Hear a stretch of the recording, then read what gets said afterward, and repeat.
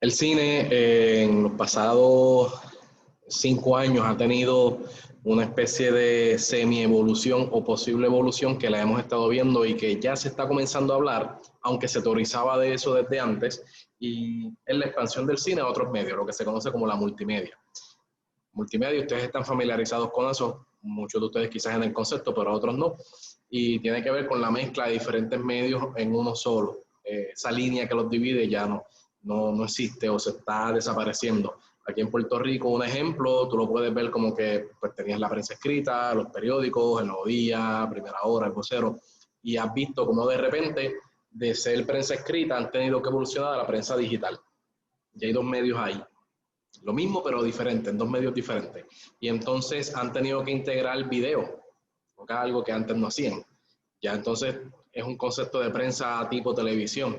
Y entonces tú puedes ver cómo van incorporando otra serie de cosas. De repente tienen live page y ya vemos entonces que funcionan como casi blogs. Tienen canal de YouTube, etcétera, página web. Y la cosa sigue por ahí. Podcast.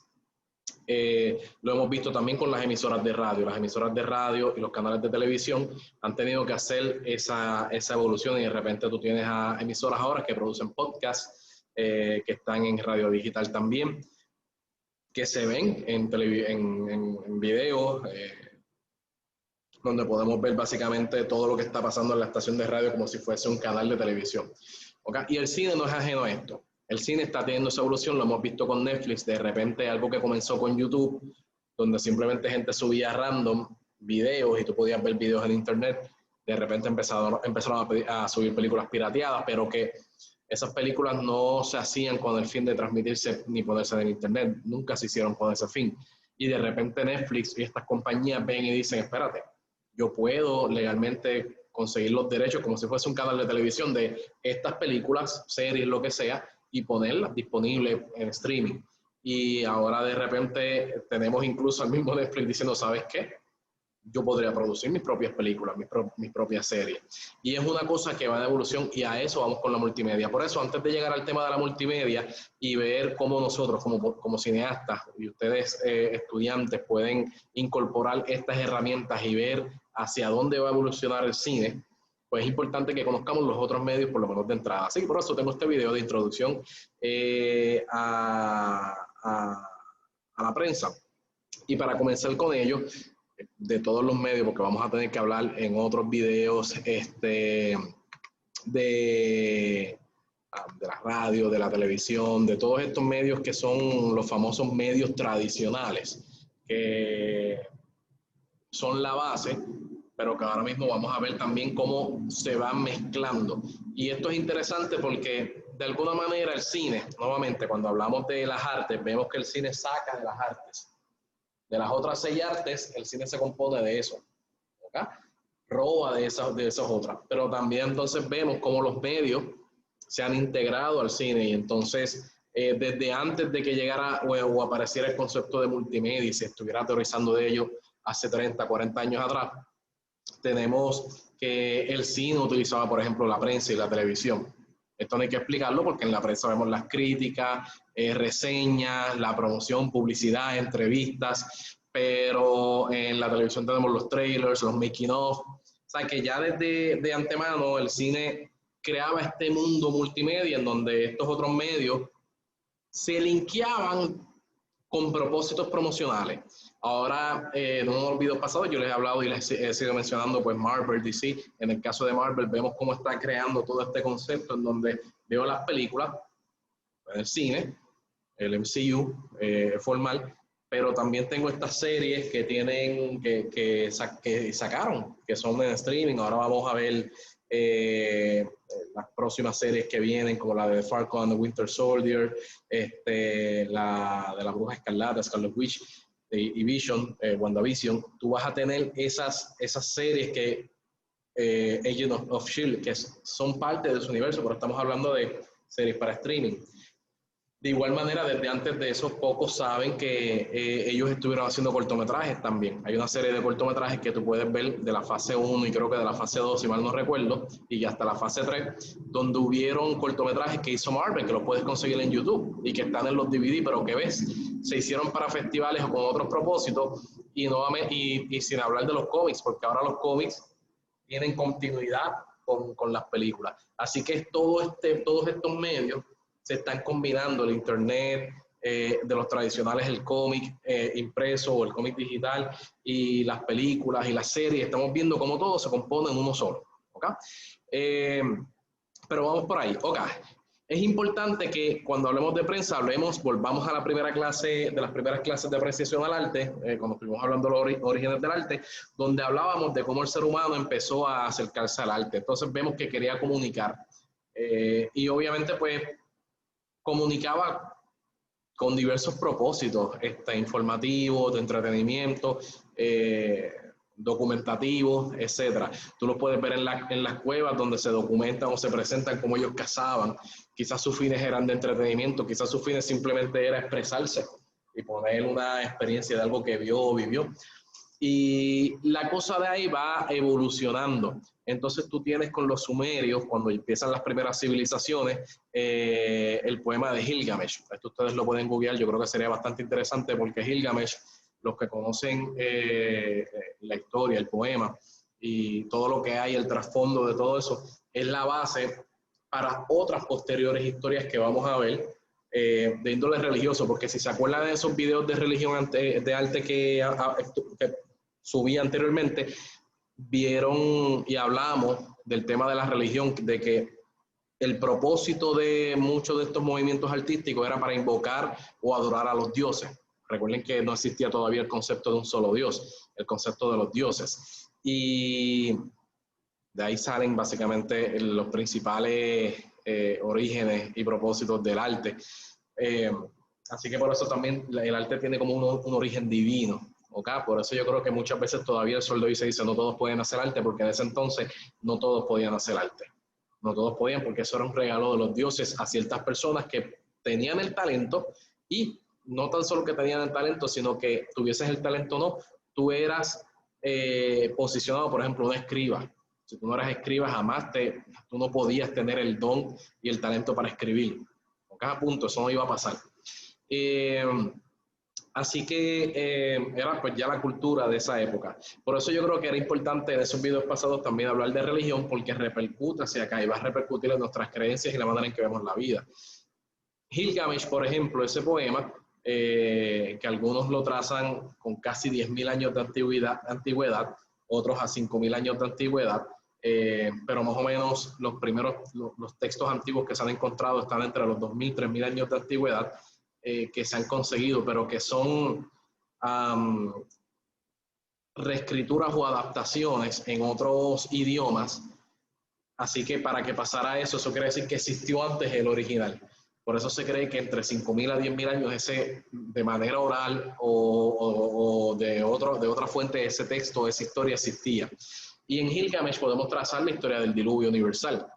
¿Okay? En Gilgamesh ocurre el diluvio universal, tienes el concepto del jardín del Edén, tienes el concepto de que él busca una fruta en un momento dado, una fruta prohibida que te da el conocimiento y la vida eterna. Hay muchos conceptos en ese poema, que ustedes lo pueden buscar en googlearlo, ¿verdad?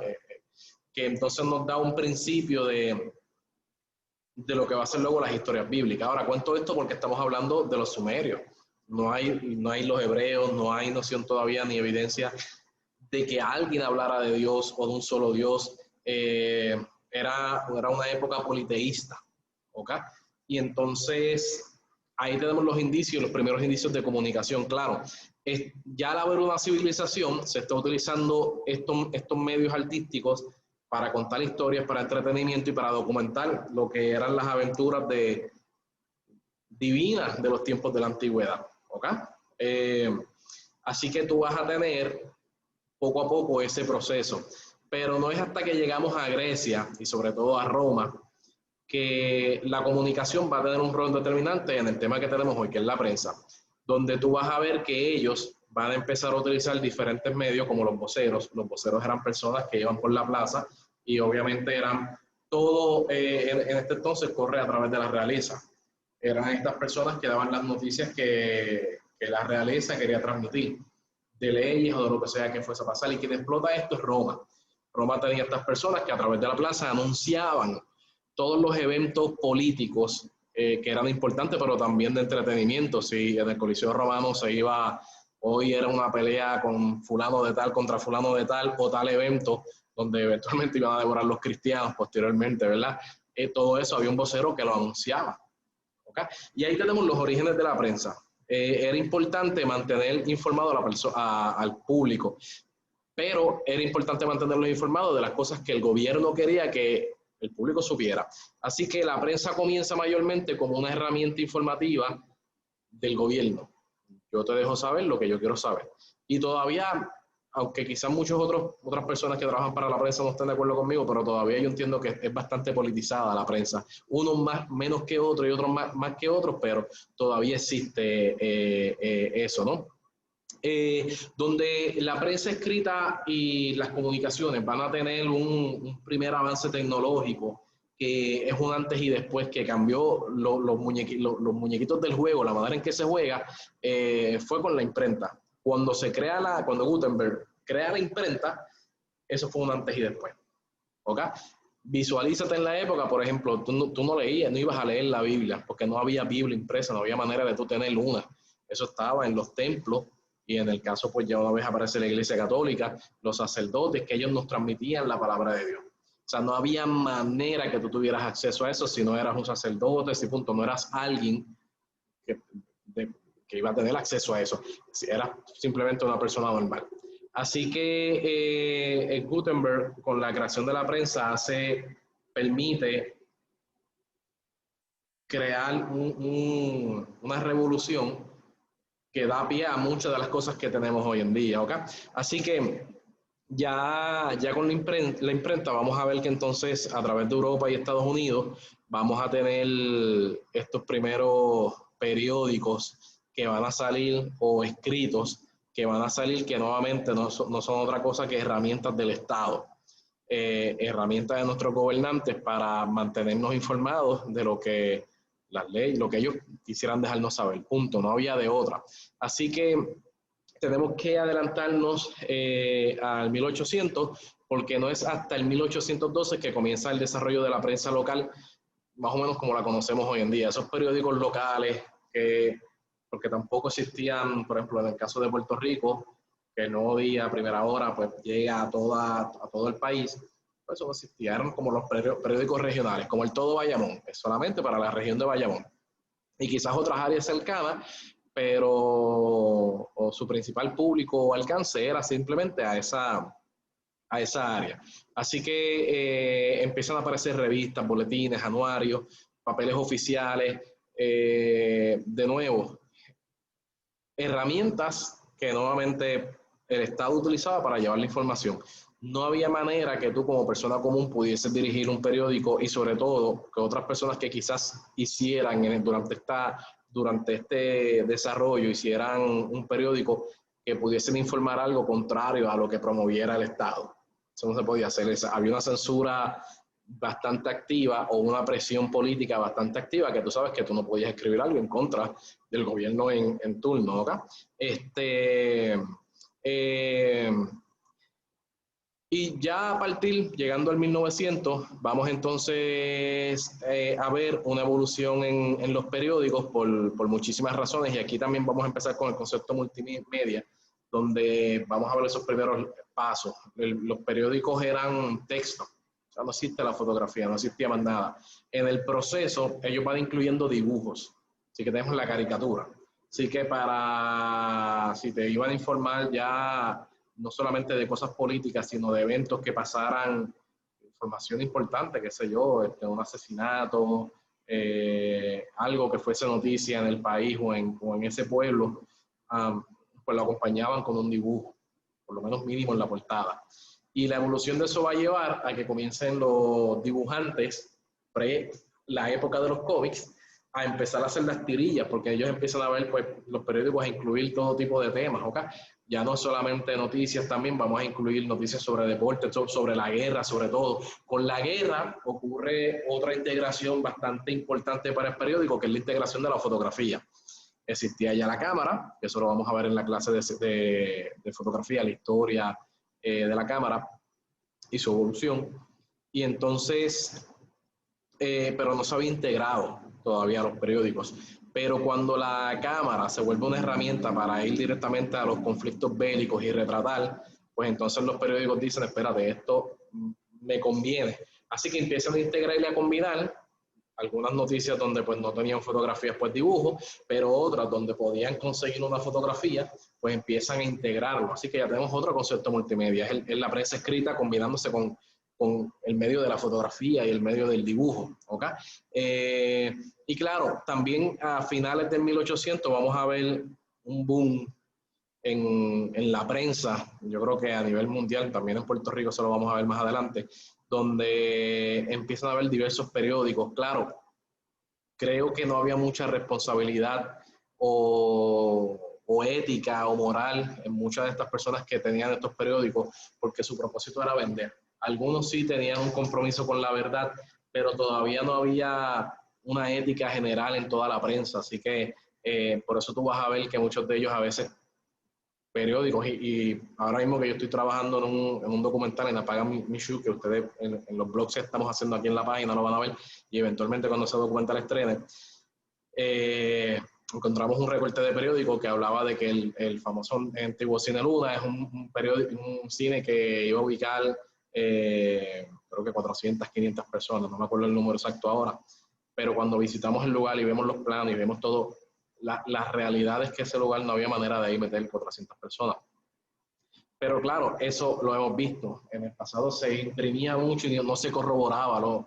Los periodistas, al tener una necesidad de inmediatez, no existían muchas de las herramientas que tenemos hoy en día, celulares, WhatsApp, Internet, donde nos facilita y nos da inmediatez para corroborar. Pues entonces me daban la noticia, yo rápido la daba y sin corroborar se imprimía. Así que tenemos una prensa en sus inicios bastante activa, pero irresponsable en muchos aspectos, ¿ok? Que ocurre todavía hoy en día en muchos aspectos, pero pues pues. Y nuevamente aquí lo que tenemos es que a través de la guerra, por lo menos en Puerto Rico, a partir de la guerra y la llegada de Estados Unidos al país, la prensa va a tener una evolución y va a tener un factor un poquito más independiente en el sentido de que ya la prensa no es herramienta del Estado o no necesariamente herramienta del Estado, sino que muchas personas, pudientes, ¿no?, podrían crear su propio periódico y de esta manera informar sobre las noticias que ellos entendieran que eran importantes para el país. Y había montones de periódicos en Puerto Rico, montones, muchísimos, más de lo que hay ahora, ¿ok? Y creo que eso era importante también porque cada periódico, cada revista, nos daba una perspectiva en particular. ¿Ok? Y creo que esto es lo importante de este video, entender que la prensa no hace más que coger datos y muchas veces presentarte esos datos para que el público los interprete, o los datos que ellos tienen, porque pueden ser datos a media. Y en muchos casos se ha dado que la prensa interpreta esos datos y te da la información interpretada, no los datos solos, sino los datos interpretados. Algo un poquito como lo que hace Jay Fonseca. Jay Fonseca tiene una frase que me parece muy curiosa que dice: los datos son los datos, como si de esa manera se validara el que los datos son los datos, y por eso esto es verdad. Yo no estoy diciendo, pero es curioso porque él todo lo que hace es transmitir precisamente su punto de vista de esos datos. Una cosa son los datos, otros son sus puntos de vista con esos datos. Y esto lo vemos un poco en las clases de filosofía y periodismo, en donde tú puedes ver que quizás tú tienes un dato o unos datos, por ejemplo, está nublado y yo puedo decir va a llover hoy. El dato es que está nublado, mi interpretación es que va a llover, pero no necesariamente eso es cierto. ¿Okay? Tiene que haber un proceso serio de investigación, un proceso serio de combinar esos datos, y muchas veces los datos no necesariamente, por más que sean varios, está nublado, estoy escuchando trueno, los meteorólogos dicen que va a llover, y saco información y sigo combinando datos, conclusión, va a llover hoy, y no llueve, porque me faltó un dato. Sí, iba a llover, pero no iba a llover para el norte, iba a llover para el oeste o para el sur. ¿Ves? Por ende, aquí no cayó. Eso es un dato a media. Lo interpreté y sí llovió, pero no llovió aquí. Eso es es una conclusión, una interpretación a media, media verdad, media mentira, porque no es cierto. ¿Ok? Y los datos son los datos, pero los datos se interpretan. Y es lo que ocurre con la prensa, lo que vemos hoy en día, y por eso yo creo que es bastante importante, llevándolo a nosotros al cine. Nosotros, la ventaja que tenemos es que hacemos un poco ese trabajo de tomar a veces los datos e interpretarlos a nuestra manera, y eso es lo rico del arte y del cine en general. Estos son los datos o estos son los hechos, y esta es mi visión sobre esos datos o hechos. Por eso hay de Hitler, que lo voy a tomar mucho de ejemplo en estos primeros videos, se pueden hacer miles de versiones sobre Hitler. Muchísimas, y tú podrías decir, pues mira, quisiera hacer una versión donde Hitler es el malo y es el dictador que villano de mi historia, de mi película. Chévere. Mira, quizás puedo hacer una historia donde Hitler era el malo, pero realmente fue el malo porque hizo cosas malas, pero él no se veía como malo. O todo lo contrario, quiero hacer una película donde Hitler sea el bueno. Es válido en el arte, no estoy diciendo que sea correcto, eso es otro punto después que tenemos que hablar, la moral y la ética en el cine, en el arte en general. Pero sí me parece interesante que en el arte tenemos esa licencia para coger datos y hechos e interpretar y ficcionalizar. Y ese es nuestro trabajo. ¿Okay? Bueno, mi nombre es Eduardo Rosado, les agradezco que nuevamente me hayan prestado su atención para este video. Nos veremos en el próximo. ¿Okay?